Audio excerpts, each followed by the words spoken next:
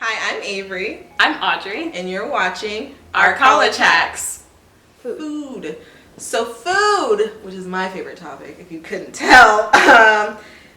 Off campus, you have to figure out how to cook for yourself.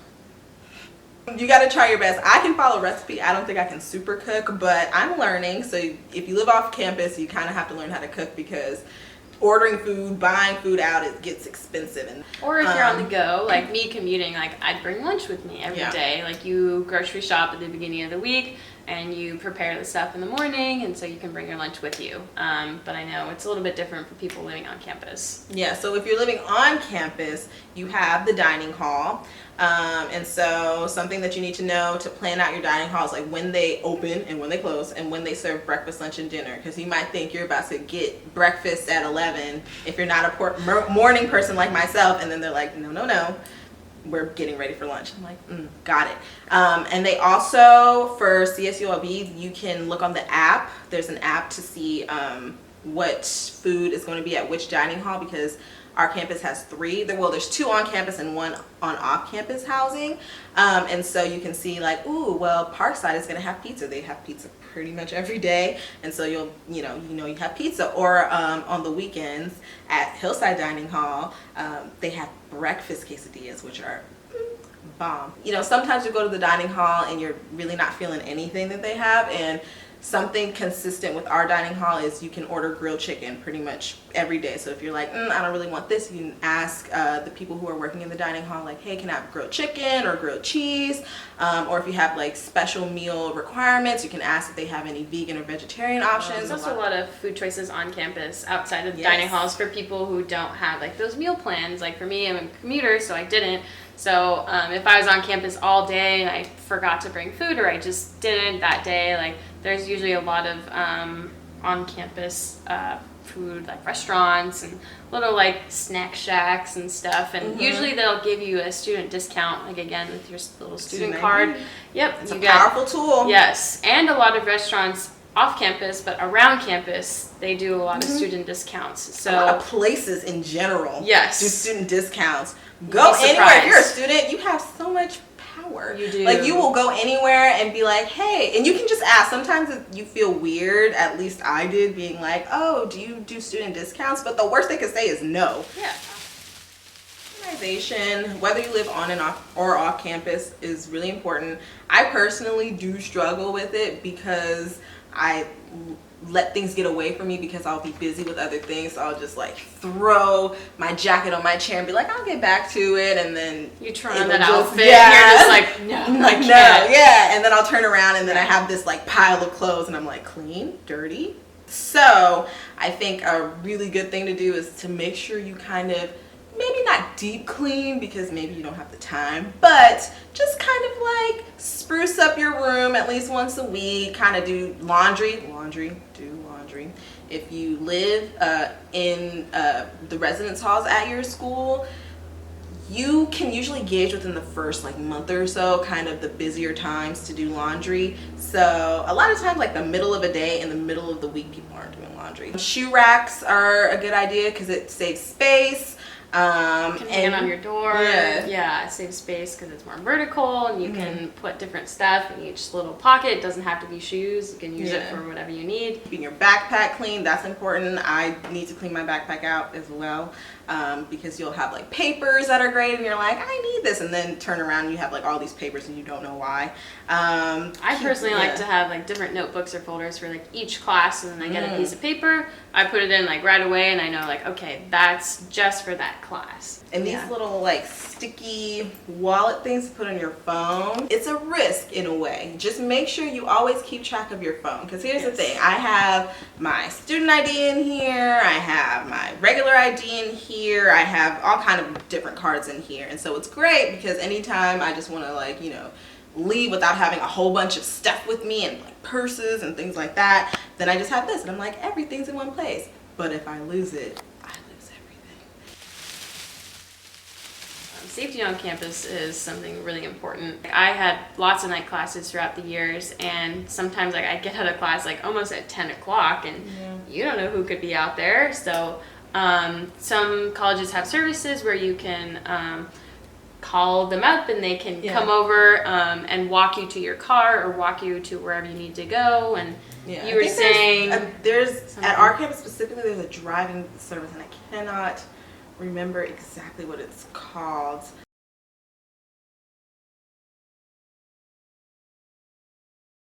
If you live on campus, and even if you don't, like if you go to college, just to look up safety services so that you don't feel unsafe or afraid. Or so if you have a friend be like, hey, can you pick me up? I'm at this building, can you drive me to my car or walk with me to my car, and I can drive you back to where your building is or something like that, just so you can make sure there's power in numbers. Call them on the phone, like keep someone on the phone with you while you walk.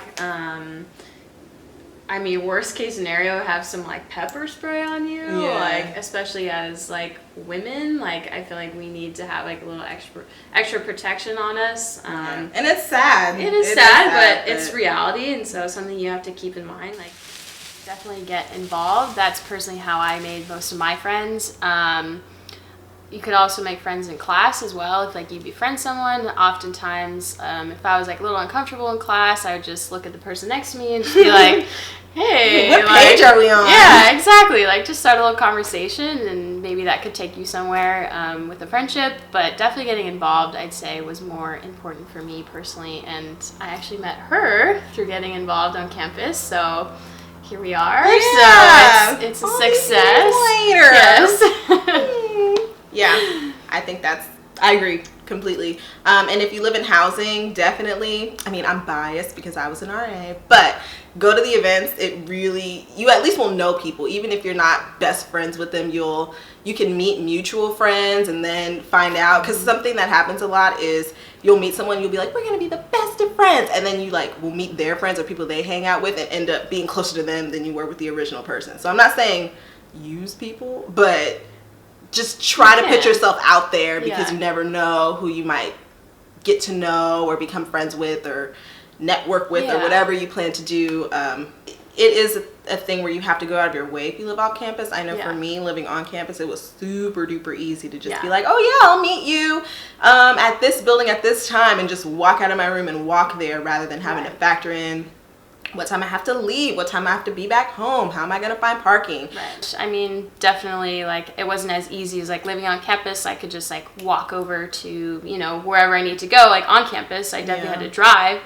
But me personally, I didn't mind, because I thought being involved is very important. And, I just being with the people I love, and so I was just always willing to go out of my way. If you don't, some people go to school and they're like, I'm just here to learn, I want to learn and then go home. And if that's what you want to do, like, you have to do what you feel is best for you. But I think to get the most out of a college experience, because you are paying money to go to college, why not make some friends along the way? And I feel like it definitely enriches your life. Like you make like some like lifelong friends.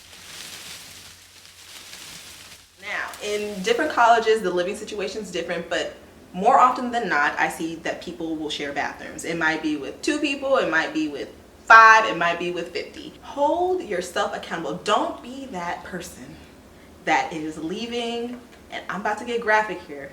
Do not leave pads on the floor, throw up in sinks, food in sinks, like giant hair. It's difficult because everyone has different backgrounds and how they were raised. My mama personally raised me not to do those things, but everybody's family situation is different, and so I can't hold people accountable who don't know. But I'm telling you, if you don't know, now you know. Do not be that person, because you are affecting other people's ability to like use a whole bathroom. There would be a stall, and this is not an exaggeration, there was a stall once when I lived in housing that looked like a murder scene. Like, I was like, somebody is either purely disgusting or somebody has been murdered, and I was almost hoping someone had been murdered, because I was like, otherwise, like, I can't believe somebody walked out and left like pools of, not pools, but it was a lot of blood on the floor. And they threw up too. So it was just, and so we couldn't use that stall. And it was, 50 girls having to now have one less stall. And sometimes, again, if you leave a whole bunch of hair in the drain, now people can't use that shower and they have to wait for custodians to clean it. And that's unfair to the custodians because they work so hard to make our space, livable and clean and nice for us. And so subjecting someone to that, because I know I wouldn't clean up somebody else's blood, please don't. Just please. Have a skincare regimen that's worked for you. Try to stick to that. If you see your skin is changing and seemingly for no reason, a big thing to look for is like how much water are you drinking? Yes. What are you eating? Because I have a really bad habit of being like, why is my skin betraying me? And then I'm like, I've been eating hot Cheetos and juice for like 3 days. It makes sense that I have a pimple. So and pay attention to your schedule, your stress level. Honestly, that's affected my skin condition a lot. Like if I have an exam coming up and I'm feeling really stressed, or I just have a lot of stuff going on, just give your skin a little extra TLC, maybe do a face mask and just know how it correlates to your schedule and what's going on in your life, because maybe you'll just need to give your skin a little extra attention. Pimple cream. I use pimple cream. I am no longer ashamed. I used to be. I'd be like, don't look at me. If I put my pimple cream, I can't see anyone. Just do it. Just do it. Just wear your pimple cream with pride. Because it's gonna do your skin good in the end. Yeah. It could for really sure. help. Yeah. Don't be embarrassed about the things you use on your skin. Because if it helps your skin, then feel if you're glowing, it doesn't matter. Wash your pillowcases. That's a big thing. Wash your hair. Hair products can affect your skin. I know I use a certain hair product and I got a breakout all around my hairline. I was like, this doesn't make sense, and then I realized it was the hair care product I was using. So if you can find little ways to save money, so maybe don't get that Starbucks. Yeah, but then you might be able to use it later. If someone asks you to hang out later in the week and you want to socialize, and you're well, I didn't buy that Starbucks drink, so I can, not saying you should spend it all, but you have a little extra leeway in there. Make sure you have money in your savings too. Yeah, I think you should always make sure you have, even if it's just a little bit, even if you have $1. Have money in your savings, something just in case something happens. You are a commuter, your car breaks down, you need to find a way to either be able to pay for fixing your car or those emergencies. So if you don't plan ahead, you'll find yourself with zero money. And actually, one of the ways I budget or I save money relating to savings is I actually use a lot of automatic saving apps on your phone. So it's kind of linked to your bank accounts, your checking and savings accounts, and it automatically transfers money from your checking into a separate savings account in the app, in your phone, and you can withdraw any time, but it's just saving without having to think about it, which I feel is good for me because part of me is oh, I have money in my account, that means I can spend it. But no, don't. Sometimes you'll have friends who have taken a class that you've taken, and you can be like, hey, I'll pay you a certain amount of money if you give me your textbook. And some people are super duper nice and will just give it to you. Those are gems. And they can tell you what professors to take to. They might be like, ooh, avoid this person. I took their class and they were really helpful. You can also use Rate My Professor too. That's very helpful. Yeah. And you have to, here's the thing you have to do as far as rating my professor. A lot of times when people rate their professors, it's because they were really, really good and really loved them, or they really, really hated them. So it's hard to find a middle range. And something else to know is the chili pepper, if you've seen Rate My Professor, is about their physical hotness, not how hot they are as a teacher, which is what I thought until my senior year of college. I was like, oh wow. And then someone told me and I was shook to my core. I was like, I could have had a hot professor. And that's the end of our video. Please subscribe, and comment down below your favorite hack from this video. And if you have your own hack that you would like to share, please put it in the comment below. See you later, peeps. Bye, peeps.